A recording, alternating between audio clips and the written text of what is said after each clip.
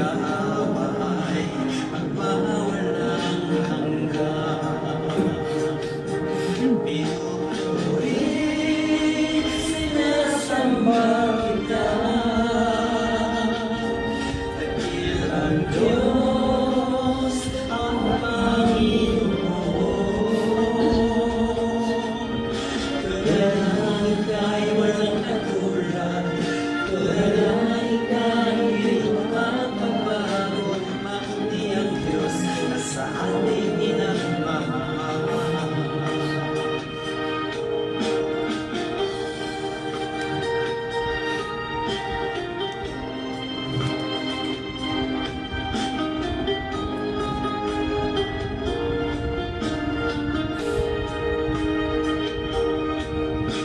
Ay buti-buti mo, Panginoon,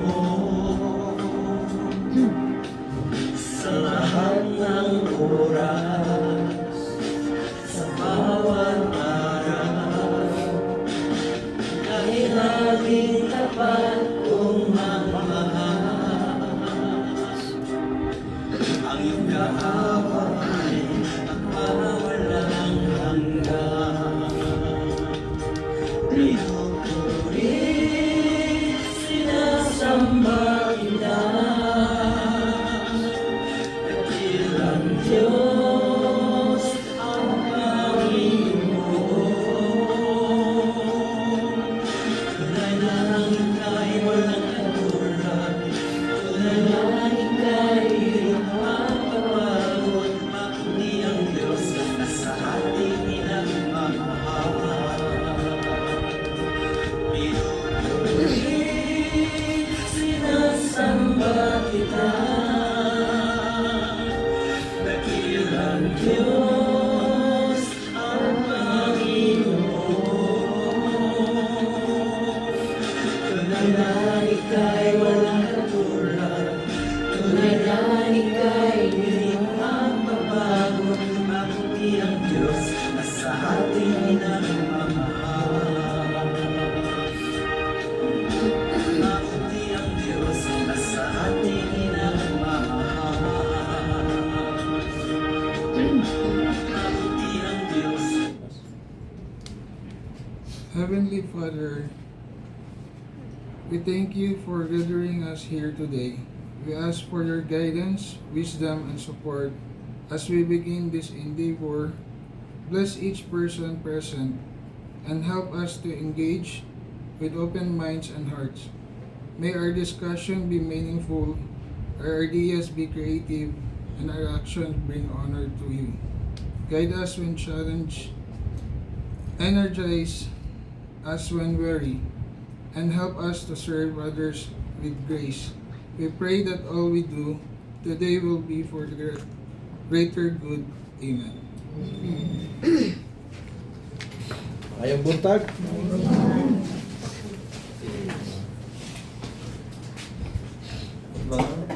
There is something going on sa atong kalibutan karon. That for so many years, no? In fact, thousands of years wala gibuhat, or hundreds of years wala gibuhat, but now gibuhat na. Reinstating that kanabang Feast of the Trumpets dito sa Jerusalem. And then there is a march, nagmarcha for the first time. Agi sa kanang bundok-bundok dito na ay mosque. No?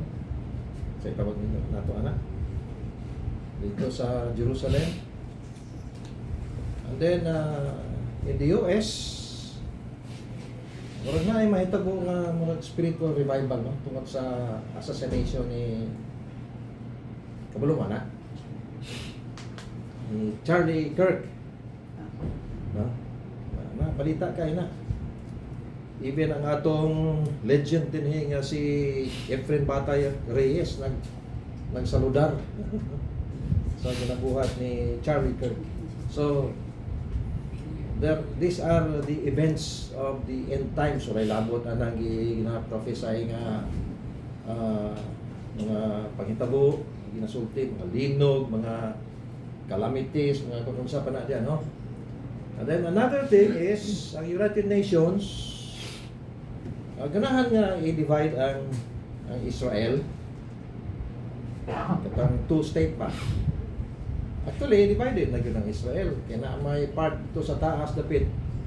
Kanang Judea o Samaria nga gusto nila makahimong part sa mga Palestinians. Duha maguna diri sa may Gaza dapit lahi po ng grupuha sa mga Palestinians ito sa upper part lahi po ng grupuha nga connected somewhere sa Jordan.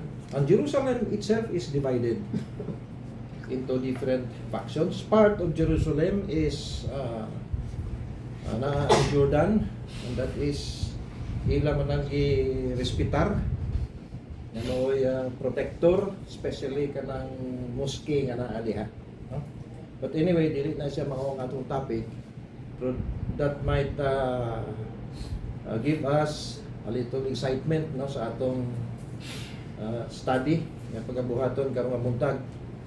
Now, we are now on lesson 51, the parable of the new and old. Actually, ang atong direction is about living a new life. Pagkinabuhi, kapaguhan ba? Sa atong pagkinabuhi. Ang atong text, makita sa Luke chapter 5, verses 36 to 38. Nakikituyo na ito butang ng mga Bible dira because some of you might like to open inyong abrihan. Mas maayo po, no? Especially kung sanay ta, aptik ta, mong open ng Biblia. Luke chapter 5, verses 36 to 38. Dili lang ta mag-worry nga sila lang na ka verses, we will also look at the context. Akong basahon. Akong basahon. Then he told them a parable. A parable na po ni. No one tears a piece of cloth from a new garment and sews it on an old garment. If he does, the new cloth will tear, and the piece from the new will not match the old.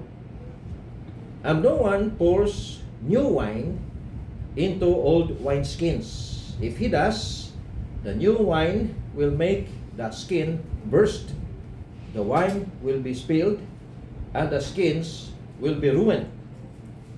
Rather, new wine is to be poured into fresh wine skins. Mga babae, kabalo man gyud ani. Kanang na buslot ang sanina niya, gusto nimong tapakan. Lisod itapak tong bago. Especially bago gyud nga wala ka agi og laba. Di ba ang bagong especially kaning cotton, diba? Mapulo pa man na siya mo ana. So kung bago imong itapak, paglaban nimo mo shrink tong bago. Dili magkadimao tong daan. Pero kining wine nga gibutang sa wineskin, there was a teacher sa among Sunday school sa una sa bata pa ko. Ya kining wineskin kuno, pig's skin, kanang fresh. Nagilimpihan na pag-ayo ang panit sa baboy. Nya mao na siya ginasudlan sa bag-ong wine. Okay? Nya higtan pag-ayo isulod ng wine, higtan pag-ayo ng panit sa baboy. Of course, humok pa na siya, di ba? And then let it ferment. Pag ferment mo expand man ang wine, di ba? And then igo-igo pod nga ang wineskin mo expand pa na siya dito sudot. Hantod nga mo gahi na siyang wineskin nga mo purma siya og ingana. So dili ka pwede mabutang og bag-ong wine diha or else it will burst. Unsa ang ginapasabot sa atong Ginoong Hesus? Namoy idea? Dili pwede nga gamiton to old wineskin butangan og bago. Or dili pwede nga isagol nimo ang old nga sanina imong i-patch tong bago. Unsa ka ginapasabot sa atong Ginoong Hesus? Namit natin idea?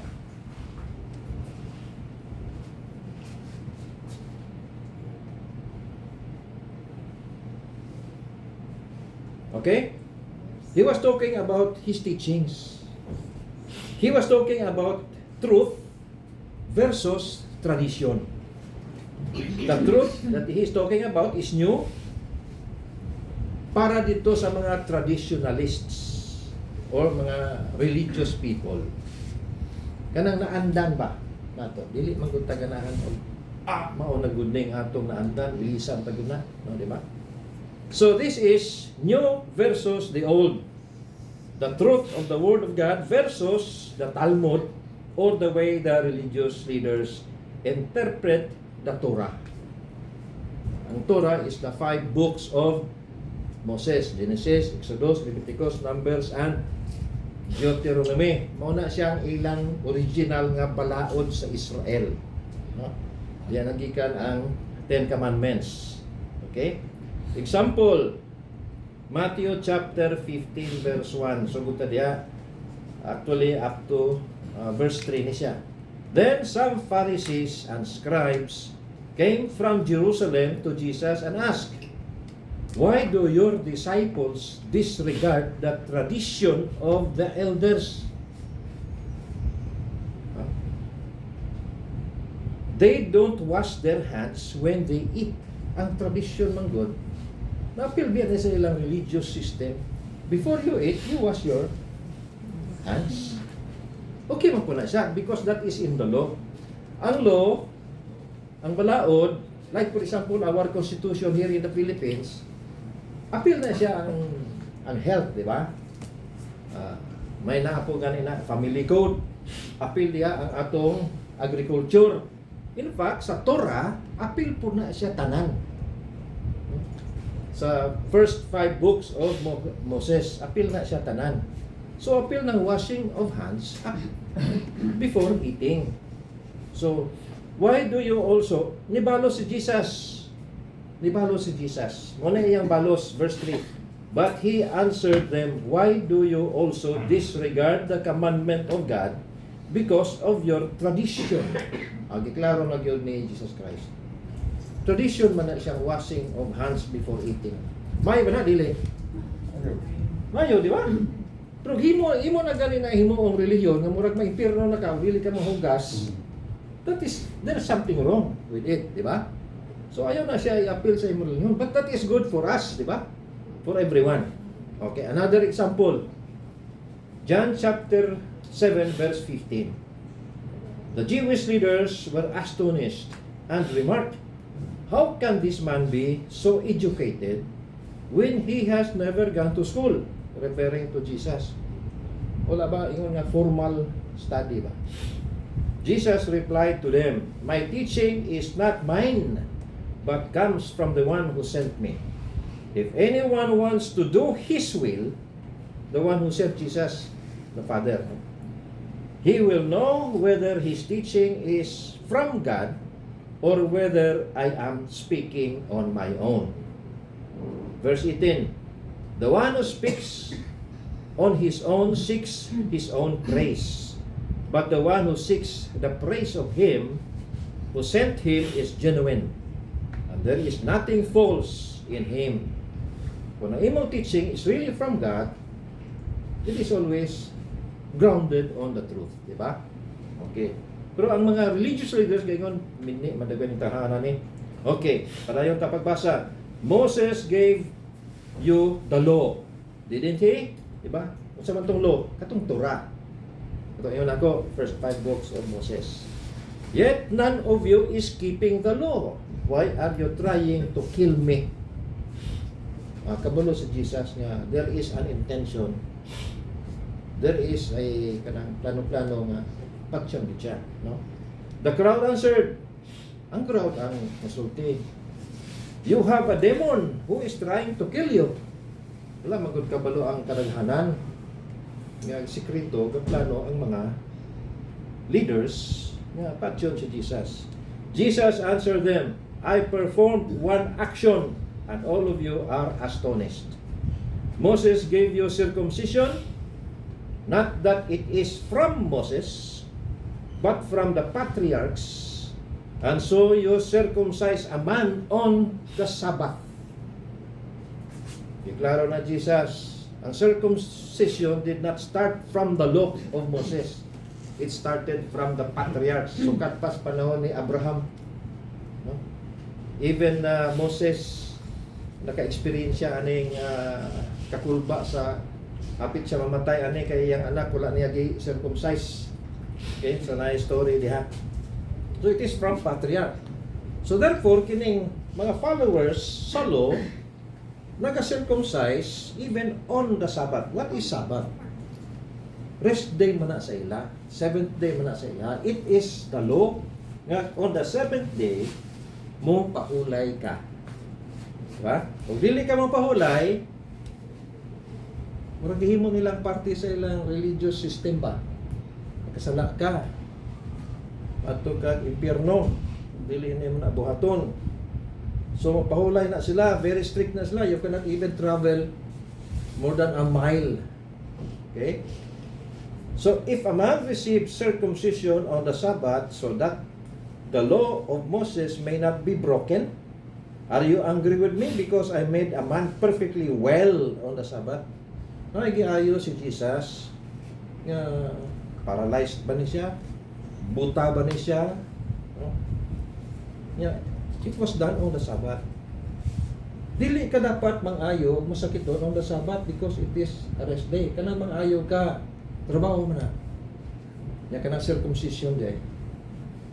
Mato ka clinic. Day of rest, Sabbath, sayop day na. Trabaho po na gyapon, di ba? Okay. Nya, gaon sa man si Jesus kung mangayo siya. Musulti naman siya. Di ba? Well, katong ka circumcise, nago siya action ng buhaton, nago siya trabaho ng buhaton. So, there lies the conflict between Jesus, the law, something new, and the tradition sa mga elders sa Israel, mo na din ang issue ng gawas. Okay? Ngayon si Jesus sa verse 24, stop judging by appearances, but judge with righteous judgment. Ato na siyang timanan. Dili ta hukom kanang unsa lang makita nato sa atong mata. Ato gyud ayuhon pag-imbestigar before ta mo judge. Judge with righteous judgment. Now I talk of the town. Istorya. No? Sa John chapter 7 verse 25. Then some of the people of Jerusalem began saying, this is the man they are trying to kill, isn't it? Na istorya, di ba mauning tawhana gusto nilang patsyon? Si Jesus, na istorya. And look, he is speaking in public. And they are not saying anything to him. Can it be that the authorities really know that this is the Messiah? Na ay doubt sa panghuna-una sa mga tao sa publiko. Some consider Jesus as the Messiah. Pero mga religious leaders consider Jesus as kontrabida. So, di ba mo nito na palatsyon niya? Pero ganun, wala mang katingog lagi ni mga atong mga leaders. Gawali si Jesus, gastudlo siya, gatit siya in public. Kahilom to mga leaders. Nakarealize na ba sila na si Jesus is the Messiah? Muna ay talk of the town. Muna ay question. Yeah. So, balik ta dito sa parable. Yung atong ibasa kanina. Kung sa gudi ang issue,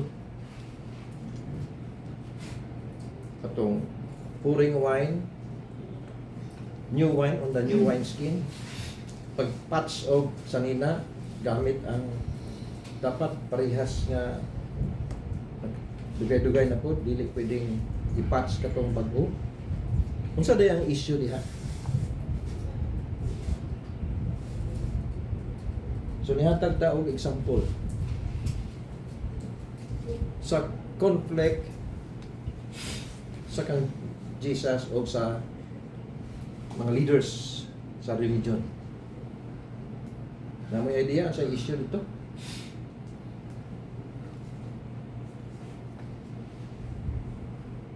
Anyone? Iba si maabsantas oras?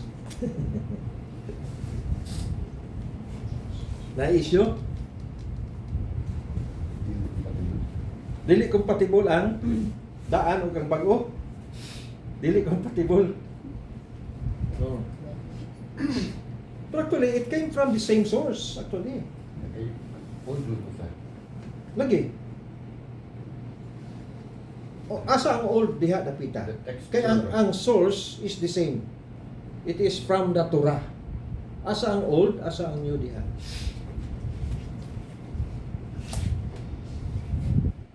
Siguro ang old diha is that, gamito na ito ang word nga tradition. Not necessarily taken out from the original. Whereas si Jesus, kung may istorya siya, iyang kuhaon ko itong original nga meaning. Whereas ang mga Pharisees, kuhaon nila ang ilang tradisyon. Kaya naman sila laing interpretation, gigamit nila ang another book, itong ilang gitawag nga Talmud. Muna siya masipyat sa ato usahay, nga naanagot tayo Biblia, mangita taglaing kung saan ka interpretation ani. Dinhi nagkalibog-libog ning atong mag-away-away ning atong mga senador o ning atong mga congressman o mga abogado. Kaya na mga congressman wala ka eskwela ng abogasiya, they have their own interpretation. Or na mga senador makiglalis og abogado, makiglalis og abogado, they have their own interpretation. Ang dapat mo interpret ang final is the judiciary, di ba? Kaya sila ang mas nakahibalo. Okay? On how to interpret the law. So, dinhi nagka-problema. Okay? The new interpretation of the law is true interpretation. This is spirituality versus religiosity. Masa diferensya? Mingon gani ka nga spirituality, lifestyle na nimo. Mingon gani ka nga religiosity, performance of all those ceremonies. Sa karaang panahon, bata pa ko, di ko mo attender og kining family kana ba ang suri-suroy sa usa ka balay nya dito I have my reasons dito sila mag sort of like this devotion or Bible study sa usa ka balay. So, panata, lakaw na ta. Sa kung na dili ko attender. There is hypocrisy in there. Adto mo sa usa ka balay nga ang kanang balaya nga inyong gatuan immoral. Pila na mo ka bisis gibalik-balik diha. Unya immoral ang gapuyo. Adto mo dito kay lingaw mo kayo kay dulutan mo daghang pagkaon. Ha? Ya dili gani mo kasaway sa immorality. Ya, I mean immoralidad nga ginabuhat. Ya magsigir mo kay namay pagkaon nya paghuman sa kuan namay dako-dako pud nga pabalon nga offering. No? Ya dili masaway ang ya gatuo ra pud nang naatagiya diya sa balay nga sa turo yang gibuhat kay wala man siya gisaway. Wala ko dili ko mo attender. So ang accusation sa ako, wala gini mo atok gini mo join anang simba ba. Oh, dili ko mo join anang simba. Okay. So the true meaning or application of the word of God versus kining nang hitabo karon ceremonial religiosity. This is what benefits man versus what benefits religion. Okay? Example, Matthew chapter 2 verse 27. And he said unto them, the Sabbath was made for man, not man for the Sabbath. Nakuha na ito ang meaning, anak. Ang day of rest, gibuhat na siya para sa kaayuhan sa tao. Dili kay ang tao pugson para iyang tumanon guni bisag gakalisod na siya nahulog ang iyang karabaw. Dili niya kuhaon kay Sabbath day. Muna example ni Jesus. Nahulog ang imong animal dito sa balon, sa atabay, sa man dili nimo kuhaon tungod kay day of rest. Okay? Matthew chapter 23 verse 23. Woe unto you, scribes and Pharisees, hypocrites. Mao po ni another problem po ni gyapon sa mga bisag sa atong present time karon sa atong mga kasimbahanan. Hypocrites, for ye pay tithes of mint and anise and cumin. Kana bang tithing? Wala man taga ingon nga ang tithing sa simbahan. Sayo, di ba? Mabasahan niya nato na diri. Ye pay tithe and mint and anise and cumin, and have omitted the weightier matters of the law, which is judgment, mercy, and faith.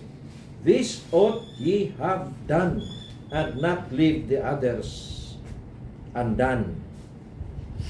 Okay? Dahil mga seremonyas nga ginabuhat sa simbahan, ay, mga tulumanon. Na-mention ni Jesus kini apil na ng mga tithes, bisan sa mga ginagmay, apil na ng mga offering. Ako muhatag mo kong offering diha. Wala tayo pugsanay. Di ba? Wala tayo pugsanay diha. So, depende lang na sa imo ha. Sa imong gugma ba. May time magbutang ko diha. May time dili ko mabutang diha. Pero kung mabutang ko diha, every time na tayo meeting, very good na siya, di ba? Pero sa'yo malimot po ko. Di ba? Pero what is important is my obligation of coming here. Munay pinaka-importante diha. So muna ingon ni Jesus, this ought ye to have done and not leave the others undone. Meaning, ang kaayuhan sa tawo mo'y pinaka-importante sa tanan.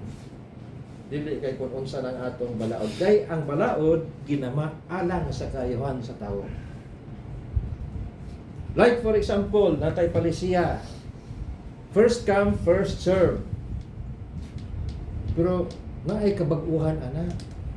Kinsa man ang unahon. Karon, bag-o. Ang bag-o ana ang senior or PWD. Pero ang general na policy is first come, first serve. Di ba mao magyuna ang overall? Nya karon kay hay gadukoy-dukoy nga tawo dito unas linya. Hoy pawa diha, first come, first serve. Sakto na. Di unahon gid nato tong gadukoy, di ba? Unahon gid nato tong buntis. No? Pero ang original is first come, first serve. So nakuha nato ang ginapasabot ni Jesus Christ. So every time we have this devotional, we will discover something new, and it might be a little off to what we previously know or believe, but we have to weigh atong balansihon what is just or righteous or truth against what is tradition. So this is the teaching of Jesus versus the teaching of religion. I have my own denomination, but my loyalty is to the Word of God and to my Jesus and to my God, dili sa akong denominasyon. Ang akong denominasyon, pwede nang kunay maguliwali diha nga sayo. Pwede na to na siyang, uy, di manamaho. No? So this is the teaching of Jesus versus the teaching of religion. Karon sa atong part, sa may atong buhaton. Bisan bago siya, basta nakita na to nga hustisya diha, na diha gi-exercise ang kaluoy, na diha gi-exercise ang mga values nga patsada, mao na siya ang atong unahon kaysa atong mga naandan. Okay, din lang taman na 1 minute nga overdue.